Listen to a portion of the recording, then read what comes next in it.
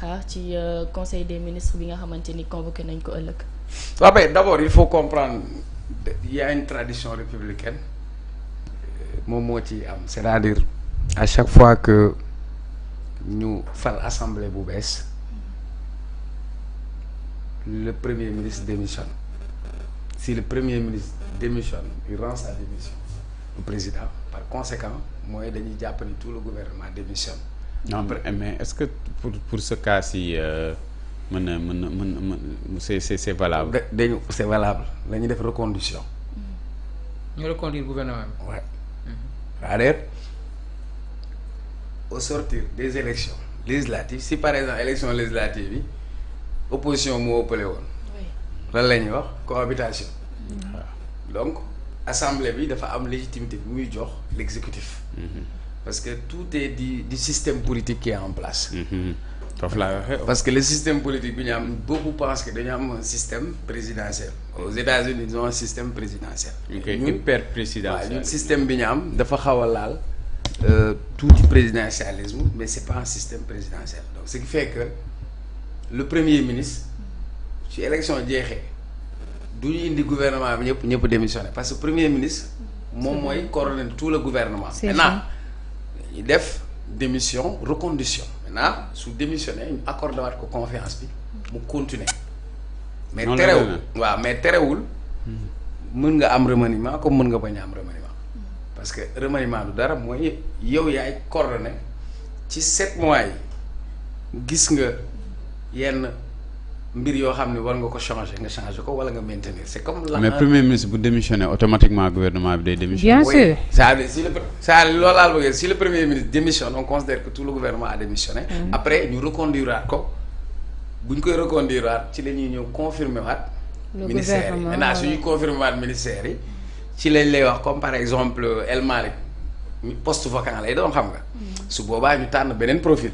mais comme aussi ci système entraîneur bu yore équipe am parfois mu jàpp ni kii ailier la woon mais peut-être su ma ko defee attaquant de pointe foofu lay gën a dox donc loolu si cëggalu guyu ki nga xam ni moom mooy nas gouvernement bi ci loxoom lay mujj moom moo xool ndax de parfois ñu ne le remaniement réaménagement mais ça dépend de celui qui coordonne l'action gouvernementale maintenant ce qu'il faudra comprendre mooy au sortir des élections bu ñu installé assemblée le premier ministre bu démissionné automatiquement le gouvernement est dissous ñu reconduiraat ko bu ñu ko reconduiraatee si la ñuy ñëw génneewaat ñi nga xamante ni mooy postes yi. liste yi quoi. Maintenant beneen seetlu bi mooy comme fin d'exercice budgétaire lañ nekk en fait parce que le principe du budget décembre la ñuy clôturer 31 décembre la ñu war a clôturer. Maintenant cette fois-ci session budgétaire bi waroon na am 4 mois mais am na lu ko jiitu loo xam ni dañ ko raté woon mooy débat d'orientation budgétaire mooy là où je t'avais dit waa Benno Bokk Yaakaar pour man foofu dañu trahir askan bi parce que liggéey bi ëpp ci budget foofu la waroon a tàmbalee parce que débat d'orientation budgétaire mooy tax ñu mën a définir les grandes orientations et lan mooy priorité lan mooy urgence yi maintenant comme ils avaient refusé de le faire et ça c'était un argument du président pour dissoudre l'Assemblée nationale maintenant nous sommes le 2. Oui. Donc il reste à peu près juste 1 mois pour ñu mën a clôturer lépp donc pour mën a def véritablement liggéey bu gaaw donc assemblée bi moom amul taxaw. bii nu mu gën a gaawee. Maintenant nag comme installé nañu assemblée bi dina mën a am aussi li nga xamante ni moo nekkoon la déclaration de politique générale pour nga xamante ni mën nañ ko def. D'accord, très bien Maty ndax sa xel am na ci ku mu dem koo xamante ni mën na wutu El Malick ci fi mu nekkoon au ministère des Transports. Bah bien sûr, dans la mesure où nul n'est indispensable, comme on dit, donc que ça soit remaniement ministériel ou bien réaménagement ministériel, mais je pense qu'on va vers ça un réaménagement pour trouver un remplaçant à El Malick et peut-être entre autres yenn ministères yi ñu retoucher leen ou bien ñu maintenir leen mais l'intérêt de dissoudre ce gouvernement pour taxawalaat beneen je pense pas que demain dina loolu dina am ndax comme on dit rek vu que c'est pas prévu par la loi. Si waaw. waaw c'est pas apparemment d'après Cheikh Omar c'est prévu par la loi. Donc c'est obligatoire. Non c'est pas prévu par la loi. Voilà loolu ndax benn kii moom moo ko benn juriste moom moo ko doon leeralal sànq nee na ma peut-être que dañ koy def noonu par tradition mais.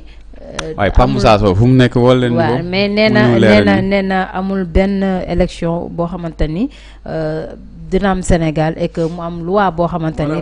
prévoir moo tax bi may wax mes propos di tradition républicaine. waaw tradition républicaine la effectivement maanaam aada la ci sunu réew. mais amul benn texte. sunu réew c'est une tradition républicaine en principe ci liy am bu ñu defee assemblée. bu ñu defee élection. ba fal ay député xam nga mooy réglé nañ pouvoir législatif maintenant exécutif bi dafay confirmer. waxal ci micro bi s'il vous plaît. maanaam l'exécutif revient pour confirmer. c'est-à-dire aujourd'hui Sonko tey bi mu génnee dafa ne il reste premier ministre. comprenez. maintenant dañ koy reconduire suñ ko reconduire mu confirmer son gouvernement. waaw est-ce que comprendre nga li ma la. si voilà. non mais man nag pour man. man dama réer ngeen baal ma quoi mais man pour man comme li ma doon wax sànq man dafa am lu ma gëm. mooy ko ne ce régime là dañ ko fal. mu am ay ruptures yoo xam ne daf ko woote. c'est-à-dire on doit aller au-delà des traditions républicaines. man tout ce qui est de l'ordre légal. dañ ko respecter jusqu'au bout des ongles lépp loo xam ne. loi ak règlement moo ko wax conseil des ministres mercredi lañ ko doon def. oui ñu def ko mardi par exemple. waaw man xam nga man je suis pas expert en la matière je suis pas expert en droit. donc mais dama jàpp ni man bu fekkee ni loolu textes yi ñoo ko prévoir. lan si non on est obligé de respecter. mais non y a pas de texte. non y a pas s'il vous plaît Cheikh Omar da ngay ñëwaat un tout petit peu ci li nga waxoon. waaw parce que apparemment leerul. dama ne. oui man moo tax man j'ai pas compris. dama ne d'habitude suñu defee élection député ba pare. ba fal assemblée ba pare. chef de gouvernement bi mooy premier ministre. dafay rendre sa démission. moom su démissionné de facto mooy tout le gouvernement a démissionné. effectivement mën na ko def midi 1 minute. oui maanaam ñu reconduire waat ko. c'est-à-dire mooy joxaat accordé waat président accordé waat na ko toute la confiance. ci la ñuy ñëwaat ñu indiwaat gouvernement. léegi nag bu indiwaat gouvernement su ko neexoon ñi mu tabboon ñëpp mu indiwaat leen su ko neexoon mu am ñu mu ci changé. su ko neexoon mu def lu mu tudd permutation. mais comme am na benn poste bu vacant. mën na ñëw mu wut fa beneen remplaçant comme su ko neexee aussi 25 ministres la ñu amoon. su ko neexee par exemple suba am nañ ministre de la jeunesse sport ak culture xam nga boole nañ ko. def nañ ko pendant 7 mois. su ko neexee demain mu kalaate ko indi beneen ministre teg foofu loolu laal ba dafa am beneen marge de manœuvre. mais man bi ma dans les systèmes parlementaires c'est-à-dire système par exemple on est dans un système parlementaire si je crois bien si su ma juumul. non gars yi waxuñu loolu de. non xam nga li may wax. système parlementaire su fekkee on est dans un système parlementaire. c'est-à-dire majorité bi moom mooy élire. premier ministre. le premier ministre. effectivement moo tax souvent bu changement de kii amee. majorité da ngay gis gouvernement bi dafay tomber parce que président bi il est obligé de respecter la majorité parlementaire. Mais est-ce que Sénégal ci système boobu la ñuy régir. on est dans un régime présidentiel pas parlementaire. waaw bu nekkee régime présidentiel nag même mu di sax régime présidentiel boobu ay wax la rek de. non mais du réalité de. non en fait c'est une réalité parce que même non taxawal ma wax la même bu xam nga régime parlementaire mooy kii législatif boo xamante ne mën nga ko jàppee bu am indépendance am boo xam ne bu majorité bi waree décider l'exécutif est obligé de suivre mais fii nii même kii assemblée yi fi jotaam yëpp même majorité bi xoolal na muy doxee c'est comme l'exécutif entre guillemets qui prend sa main droite qui met ça au niveau de voilà majorité mécanique nga fi am donc bu la régime parlementaire bi Pastef déjà moom moo am majorité bi donc même nu mu tudd l'opposition avec ses 35 députés mënuñu am benn impact boo xam ne même bu jëloon décision tey ne dañuy dugal motion de censure président kii nu mu tudd gouvernement bi du daanu ndax ñoom amuñu benn légitimité boo xamante ni mën nañ ko imposer exécutif bi léegi nag vu que c'est une tradition maanaam loo xam ne aada la ci wàllum république aada la boo xamante ni aada moom liñ ciy wax rek du baaxee mën nga jël mais su nekkee loo xamante ni du am lu yàq wala defar ci réew mi mën nga koo bàyyi te buñ fàtte que ni dana jóge ces élections anticipées un gouvernement installé à 7 mois wala 8 ou 9 mois déjà donc bu fekkee ni suba dafa am loo xamante ni jàpp naa ni dinañ ko def lu concret ce sera un réaménagement ministériel et non pas un remaniement ministériel ça moom c'est ma conviction personnelle ndax actuellement nii bu leen fàtte que ni bu ñu defoon suba remaniement ministériel Sonko bu reconduire le même gouvernement tant mieux mais on est contraint par un délai aussi ndax bul fàtte que ni fii ba mois de décembre bi balaa moo jeex les 25 ministres actuellement ni yu nekk ci gouvernement bi ku nekk dafa war a jaar assemblée nationale pour défendre son budget ndax dañ ko war a voter balaa janvier 2025 léegi nag loolu noonu yëpp tey aujourd'hui on est le 2 xaw ma le 2 décembre suba le 3 parce que un gouvernement mënul di fonctionner ak locomotive boo xam ne dafay manquer El Malick moom démissionné na donc il faudra qu'on lui trouve un remplaçant le plus rapidement possible léegi nag moo tax suba bu nu janoo ak taskatu xibaar yi man je pense que ni aspect boobu noonu si la ñuy gën a évoquer léegi nag su ñu taxawalee lépp ba pare nga xamante ne actuellement nii marche vers l'émergence moom mooy des wala vers le développement wala vers les préoccupations des Sénégalais là maintenant mën na noo xool ministère yi nga xam ni jàpp na ni jot na pour ñu tas ko parce que peut-être benn kii bi dajale bi xaaral ma daaneel benn dajale bi ñuy jël def ko tax na mënuñu am résultat yu satisfaisant mais là actuellement ni il se pose un problème de timing donc mënoo am te bu remaniement amee nga am ñoo xam ne dañ ne dugal am ñoo génnee forcément balaa passation de service yi di am balaa keneen ki di jël yeneen dossier di ko def étude balaa ñoo defaat lii ça prendra du temps alors que là actuellement ni y a des ministres qui doivent aller à l'Assemblée nationale pour défendre leur budget et 25 ministres déjà boo ko jëlee buñ commencé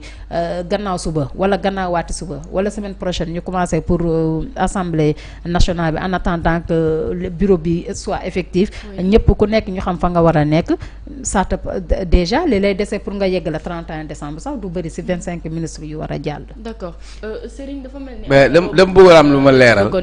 Mati ci li s'il vous plaît Cheikh Omar xaaral Serigne ñaa ñëw balaa Serigne di ñëw dafa am lu mu wax mu mel ni da nga ma comprendre. député yi duñu fal premier ministre. non duñu ko fal de waaw defal naa le premier ministre.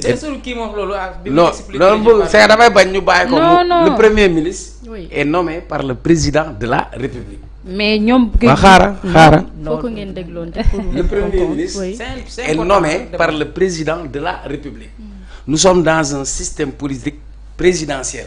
mais soo gisee sax parfois ñun ñu koy wax ñu naan semi présidentiel wala semi parlementaire parce que dafa am quelques attributs bu système parlementaire ce qui fait que tey ki nga xamante ni amoo majorité à l'Assemblée nationale comme amoo majorité à l'Assemblée nationale bu ko président amul pour mu mun a doxal ba lu mu jaarale assemblée mu dem moo tax ñuy wax cohabitation comprenez tradition la bu ñu paree législative ki nga xam ni mooy chef de gouvernement bi après les législatives chaque fois day ñëw pour président feddaliwaat ko sa confiance renouvelée comprenez waxuma remaniement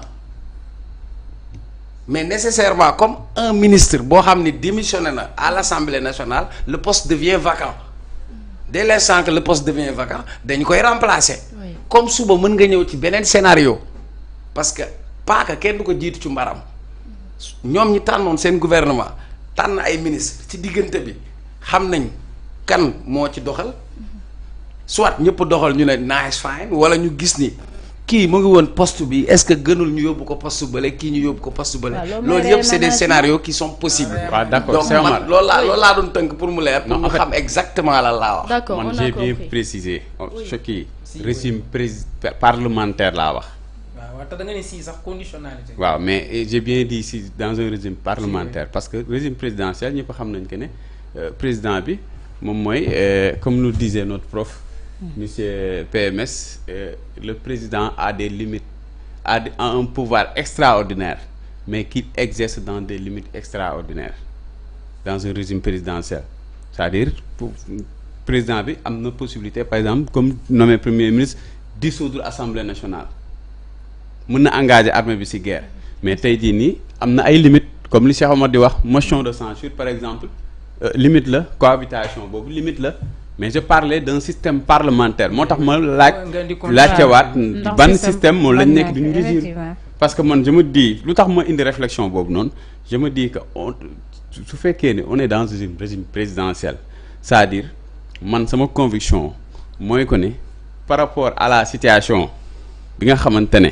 moom lañ nekk ñëpp xam nañu on est dans une situation économique très alarmante tey jii nii assemblée débat d'orientation budgétaire amul te loolu su amul mënoo am loi de finance rectificative jamono jii nii experts yu bëri nee nañ waroon nañ mën a tàmbali li nga xamante ni moo di la loi de finance initiale mais loolu yëpp amoo ko mënoo ko def parce que l'Assemblée a tout bonnement ci ancien régime décidé de saboter le travail du gouvernement bloqué leen y a eu beaucoup de retard maintenant est-ce que dañuy tardé ba pare di jëlaat ay traditions yoo xam ne même si c'est des belles traditions yoo xam ne daf ñuy gën a tardé man réflexion laa posé je me demande su fekkee ne loolu c'est pas dans l'ordre légal c'est pas dans les textes waaw kon pour man on peut vraiment se passer de ça maintenant réaménagement wala remaniement mën na am par exemple le poste vacant il va être remplacé sûrement yaa ngi gis sax nit ñi di génne ay profils un peu partout on parle de Boubacar Kama par-ci de Tchefal par-ci